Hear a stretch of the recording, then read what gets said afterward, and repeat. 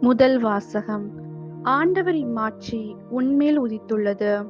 இறைவாக்கினர் எசாயா நூலிலிருந்து வாசகம்.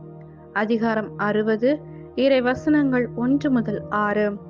எருசலேமே, எழு, ஒளி வீசு, உன் ஒளி தோன்றியுள்ளது.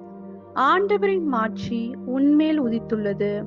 இதோ, இருள் பூவுலகை மூடும், காரிருள் மக்களினங்களை கவும். ஆண்டவரோ உன் மீது எழுந்தருள்வார். அவரது மாட்சி உன் மீது தோன்றும். பிற இனத்தார் உன் ஒளி நோக்கி வருவர். மன்னர் உன் உதய கதிர் நோக்கி நடைபோடுவர். உன் கண்களை உயர்த்தி உன்னை சுற்றிலும் பார்.